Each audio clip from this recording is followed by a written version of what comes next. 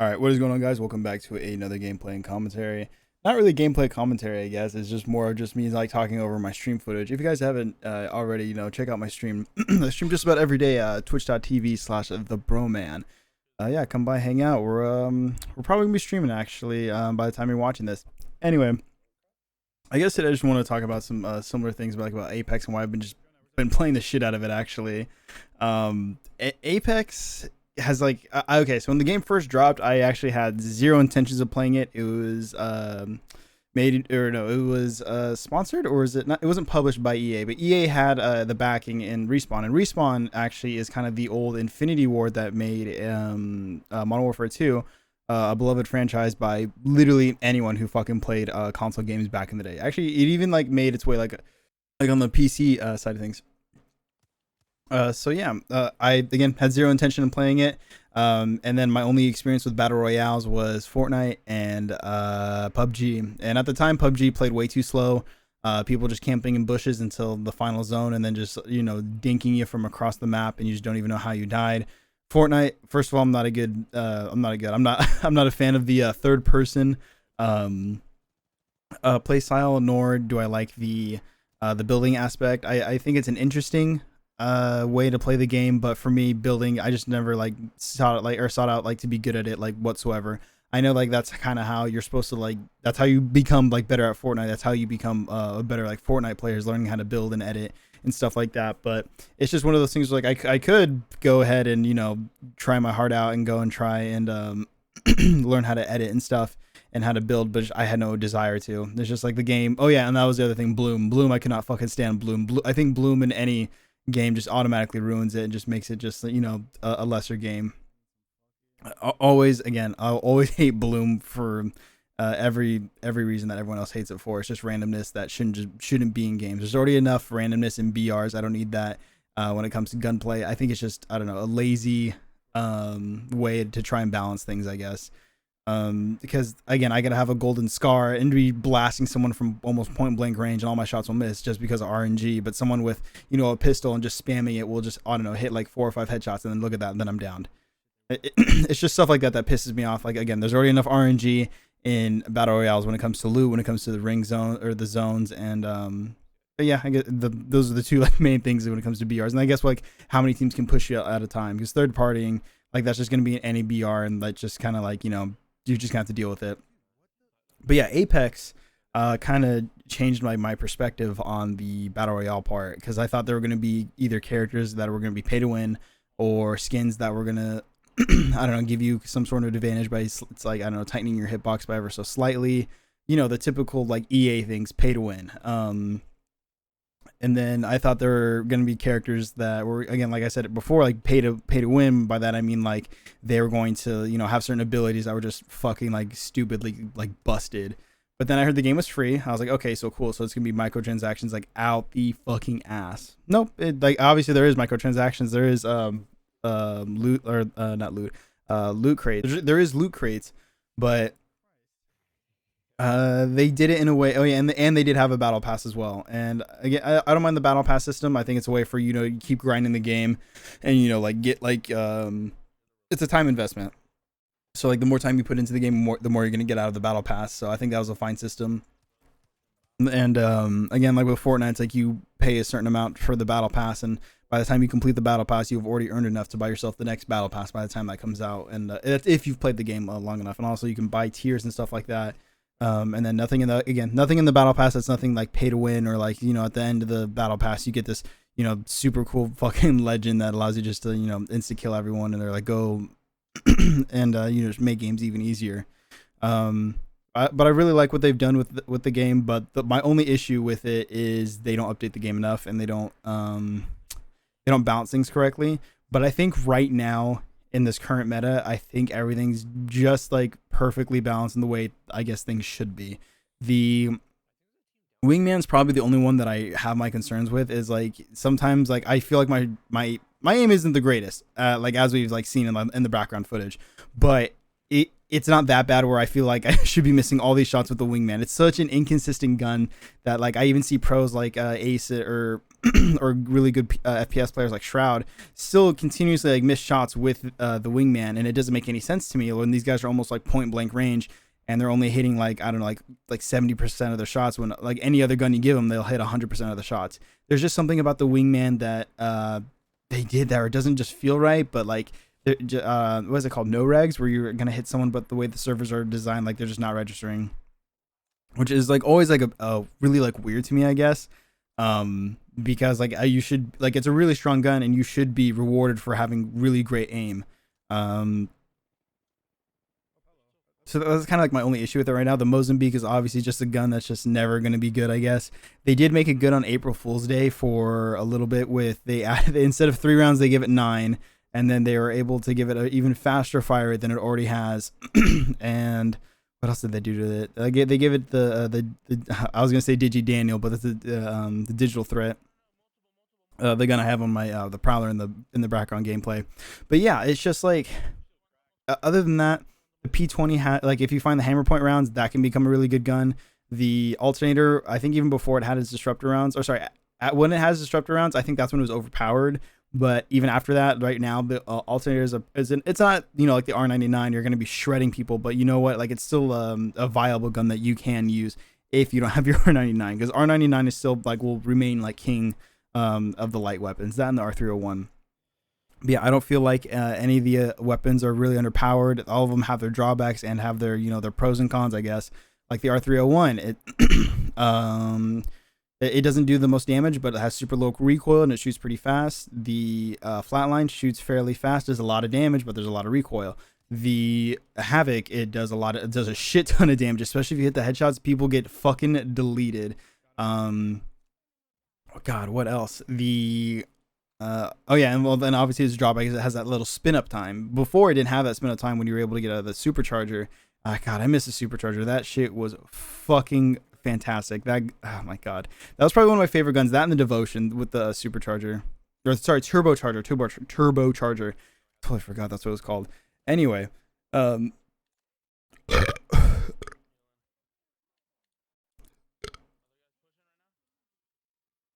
Mastiff and the Kraber. I think those are just fine. I feel like the Kraber's just like it's a great sniper. It's also like a weird one like to play around with though. It's hard to explain because all the other snipers will do like enough damage, but like they don't have like a consistently good like fire rate, I guess. Like the Sentinel I think should either have an increased fire rate or a little bit less damage or even more damage, because right now I think even with gray armor, it's like a headshot still won't knock someone down, and obviously gray armor is the most common thing like you can find. I think at least you should be able to like 175, leave someone at like 25 health, because the Sentinel's not that good of a sniper in my head. The triple take's okay, but then like unless you have the choke, it's not that good. The longbow's pretty good. I think that one is fine where it's at. And the, oh my God, what's the other one? The charge rifle, yeah, that one's I think that one's also fine where it's at. Maybe the reload could be slightly increased. I'm sorry, decreased. The shotguns are pretty much fine. Again, like I said, the Mozambique's pretty trash. I like the adjustments that they've made to the Peacekeeper. It's not this all-in-one dominant fucking shotgun now. That's the SMGs. I think are just fine. Prowler is just fine as well. That's actually like my new favorite gun now, the Prowler. Again, Wingman, if there's something they can do about the hit registration, because I think it was when World's Edge first came out, I think that's when the hit registration felt the best on the Wingman.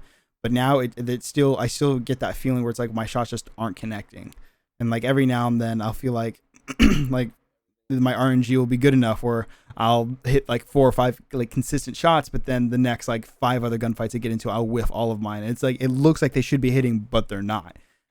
It's just, I don't know. It's something that's just weird about the gun that I guess I'm gonna have to just get used to. Oh yeah, I totally forgot about the G7 Scout, because now that's technically an AR. I think that gun's fine where it's at as well. I think it's a really it's a unique gun. It's like that in between between a sniper and an AR. It doesn't deal a whole lot of damage, but if you hit your shots and you hit your headshots and you have that double tap on it, I think it's a pretty good gun. But you can't put sniper sights on it, from what I remember now. Um, let's see. Oh yeah, and then the machine guns, the devotion obviously is that's only a care package weapon now. And you can't like, I thought that would be a cool idea if you could like add it, because it uses energy ammo, but you can't like use your reserved energy ammo. It only uses the energy ammo that it came with from that package. So I think that's a little weird, but I can deal with it because, you know, if not, I think the devotion would be a pretty like overpowered gun. The Spitfire, I think, is in an okay place. I think that's one of those type of guns. If you just either nerf slightly, no one's gonna use it, or if you buff ever so slightly, then it's just gonna become the most dominant fucking gun. I think it's in a perfect place. It deals the right amount of damage, and fires at an okay rate with just enough like in the mag. Because I remember when the game first came out, I remember like you could have like 60 something rounds, and that thing would just shred you from miles and miles away. It was just so fucking annoying. Nothing else like to really like, you know, complain about. I guess nades are still useful as fuck. Um, maybe they could add. Well, my one change actually would be with frag grenades, and I wish they were like, you know, like Call of Duty frag grenades where you can like cook them up and then toss them. If you time it right, as soon as it landed, it explodes. But they're on a timer, so so it's kind of hard to get like that timing right. I've seen Ace do it where he just throws it up in the air and like waits for someone like to push him, and as by the time it like gets close to where he's at, or he'll be away from like the blast radius, but like the nade will land on them and deal like I think 125 damage. It's so fucking fun. The Arc Star sticks someone, explodes near someone, and then they get slowed for a bit. Thermites are fine. Yeah, so I think all that's fine, and maybe they could add a couple more guns in. I feel like there's not enough LMGs in the game, and I don't feel like there's enough like I guess hand cannon type weapons, kind of like the Wingman. I don't know how you're gonna be able to, I guess, balance around that, but again, the game feels overall great. Oh yeah, and they buffed like some of the characters as well, or they at least reworked them. I know before Gibby was almost like pretty much useless, but then they buffed the shield, and they gave him and Cossack, because they have bigger hitboxes than Lifeline, Wraith, Pathfinder, and Octane. They gave him like a buff where it's like it's gonna take like an extra shot or two to take him down, depending like what gun you're using, what armor they have. And I think if a Gibby gets headshotted with a purple helmet, purple armor from a Kraber, I think because before the Kraber, a headshot takes literally anybody down. But the new Gibby, if you're wearing all purple and you have your shield up fully up, the one shot Kraber doesn't do that to you. I think you're still up with like 5 health left, which is pretty crazy in my head. But anyway, there's really not too much to say. Like I'm not really a big fan of World's Edge, but because the map plays a little bit slower. But I also understand like why they added it into the game. Because in Kings Canyon you get fucking third, fourth, fifth party all the fucking time, and I can just see how that's just annoying to fucking deal with day in and day out. But I do like how they're in like 2 playlists now, because I remember before it was World's Edge for both competitive and casual, but now it seems like they're flip-flopping it, where it's like, oh, this month or these couple weeks it's going to be World's Edge for regular, and then competitive will be Kings Canyon. And so they've just been flip-flopping between the two, where they'll make, you know, World's Edge the competitive and then Kings Canyon the public, which is, again, I'm totally fine with. I totally don't have any complaints about that. Again, Kings Canyon, in my opinion, is the better map. I feel like it's, again, more for just a fast-paced game. It's really hardly, unless you're flying out to the edge and then the zone ends up on the other side of the map, then it gets kind of boring and you really don't want to run into too many fights, and you're going to be spending most of your time just running. But it's, again, just super fun. I had so many good memories on this map. I'm glad they brought it back. Oh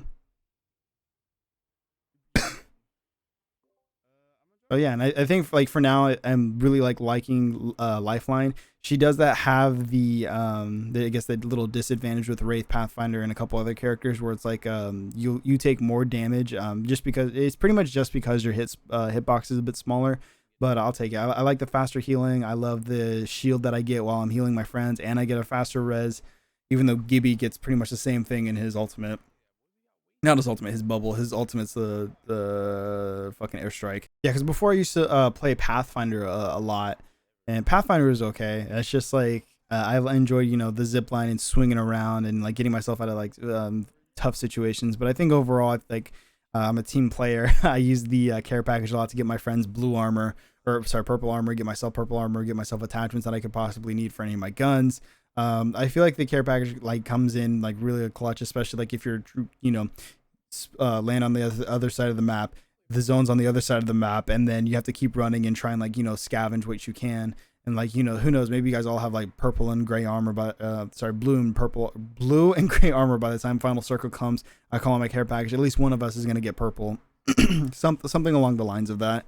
But I'm not always lucky in the care package though. Sometimes, you know, I get like shield cells, a Phoenix kit, and then I'll get like, I don't know, some sights or something. It's like nothing that I really need, or nothing that really any of us need. But it does come in handy a lot. I remember before though, it had a chance of giving us gold items, and I always thought that was super fucking useful. But now that doesn't do that, so it's just like, it's like I can take it or leave it now. But I think when it had that's when the ultimate was a little like overpowered, I guess, because that could really like turn the tides of something. Because if you're in like final circle or getting close to final circle, you call that in, and then you got, I don't know, like a gold armor. It's like you immediately like, you know, have super fast heals, and it's so fast heals is super fucking nice. And again, that's why I pick lifeline. But the lifeline fast heal plus the gold armor fast heal stacks. So but you just, I don't know, you pop like Phoenix hits in like 2 seconds. It's crazy. And like it really like turns the tide of like some fucking gunfights too, because you can like, you know, break someone's armor. You both or go back to, you know, pop a battery real quick, and then you get your battery off in like 2 seconds while they get theirs off in like 5. You rush over to them, they're still trying to pop the battery, and then you just nail them down. Oh yeah, and the gunplay. The gunplay is actually probably what really sells me most, and the movement. Those two things are like key in like a good video game. The movement's always super smooth. I don't really feel like it cheats you out like in any ways. It's hard to explain, but you know, like there's some times like in an FPS where it's like you feel like you should have like more like fluid movement, but it's still like a little clunky depending on like what you do. Or sometimes the guns like, you know, kick way too much, or they're just kind of like uncontrollable, or they're just like, they just don't, again, it feels clunky. In this game, everything just feels super polished and smooth. If they could just update the game more, it'd be way more fun. Either give us new champions, new legends, or new guns. I think this game would become like way more fun, or at least update some of the old guns, like the Mozambique. Maybe give it like 6 shots instead of the 3. P20, I think that one should have a base bigger mag. And I think they should revert the changes for the R99 and R301. They both, I think, max out at like 28 shots, I believe. And I think they should revert those back to 30. Either way, you guys should, if you guys haven't already, go pluck and play Apex. Apex is super fun, and then it's pretty easy to make friends on the game too. Just the other day, we were able to pick up some random we were playing with, and we actually got really far into gold with him. Fucking A. I want to get into plat already. The ranking system is also pretty good, by the way. It's not like, oh, it's kind of like balances out the lobby based on like what your group is. Like, no, whoever has like the highest the highest rank, like that's what you guys are going to get placed with. And I think that's a great system. Anyways, that's going to do it for me talking about Apex, or rambling on with Apex. I hope you guys enjoyed the commentary. Again, I'm trying to get better at these, trying not to repeat myself as much as some of you have said. I appreciate you guys appreciate you guys for watching. Anyway, I'll see you guys in the next video. Have a good one. Bye.